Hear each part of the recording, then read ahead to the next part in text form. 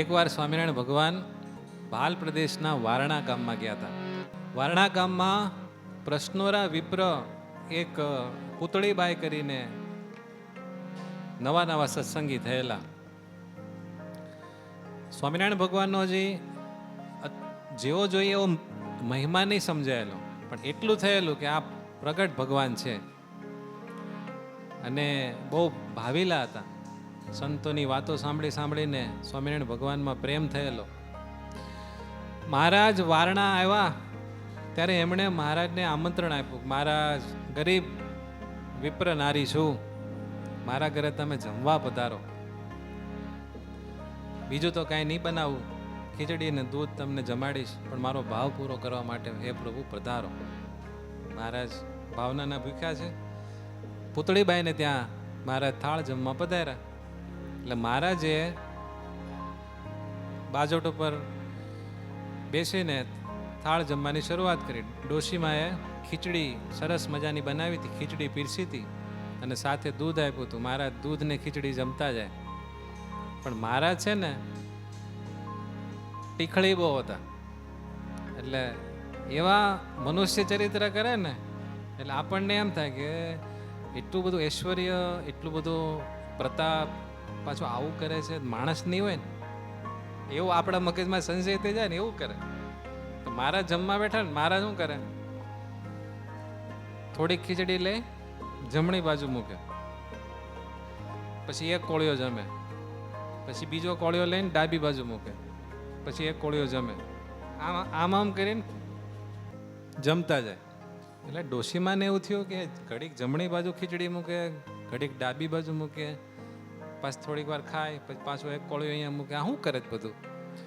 પૂતળીબાઈ છે ને બોલકા હતા થોડા. બોલકી ડોશી હોય ને બોલ્યા વગર ન રહે. કાંઈક એને જે સંકલ્પ થાય ને એ તરત પૂછી જ લે. એટલે એને થયું આ શું કરે છે? એટલે પૂતળીબાઈ કે આ શું તમે કરો છો? ખીચડી ખાતા નથી આવડતું તમને? આવું કીધું. શું કીધું? ખીચડી ખાતા નથી આવડતું? સંતો તમને ભગવાન કહે છે, ભગવાન હોય ને ખીચડી ખાતા ન આવડે. આમ કરો ને, ઘડીક જમણી બાજુ ડાબી બાજુ મૂકો છો. ખીચડી ખાતા નથી આવડતું તો અનંત જીવોનો કલ્યાણ કેમ કરશો? તમારા સાધુ અમને એવું કહે છે કે સ્વામિનારાયણ ભગવાન તો અનંત જીવોનો કલ્યાણ કરવા આવ્યા છે. ખીચડી ખાતા ન આવડે એનાથી બધાના કલ્યાણ થાય? તો મારા દાંત કાઢવા મળ્યા. મહારાજને તમે પ્રેમથી છે ને ગાળું દો ને તો એને ખોટું ન લાગે, સમજાણું? એવા ભગવાન છે. પછી મહારાજ કે પૂતળી ડોશી, અનંત જીવોના કલ્યાણ તો છે ને અમે આમ કરીએ કરીને ચપટી વગાડી. જેવી ચપટી વગાડી એટલે ઓલા પૂતળી ડોશી સમાધિ પીરસતા હતા ને, તો બાત્યું હશે ખીચડી પીરસવાનું, એમને રહી ગયું અને ડોશીમાં સમાધિ વયા ગયા. ઘડી બે ઘડી સુધી સમાધિમાં રહ્યા. મહારાજ કે આ ડોશીને સમાધિ લાગી ગઈ, હવે થોડી વાર ખમો. પછી મહારાજ થોડી વાર સત્સંગ કર્યો, ત્યાં સુધી ડોશીમાં સમાધિમાં. અને સમાધિમાં જેવા ગયા એટલે તેજ શીતળ શાંત તેજનો મોટો જબર સમૂહ દેખાણો. અને એ તેજના સમૂહમાં એક દિવ્ય સિંહાસન ઉપર સ્વામિનારાયણ ભગવાન બેઠા હતા.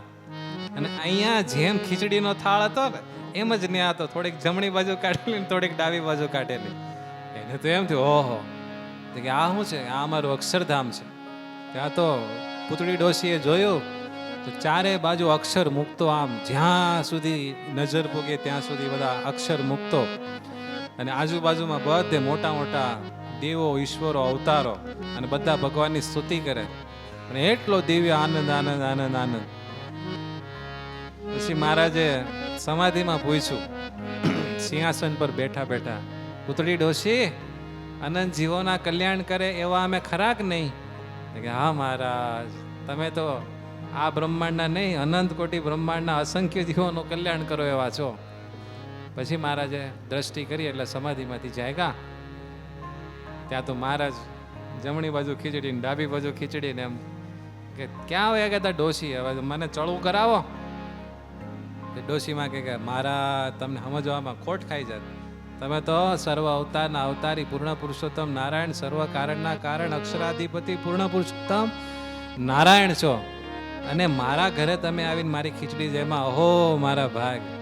મહારાજ કે જે તમને દેખાડ્યું એવા અમને માનજો, અમે તમને અક્ષરધામમાં તેડી જાશું, જ્યાં તમે જોયા આવ્યા છો ત્યાં.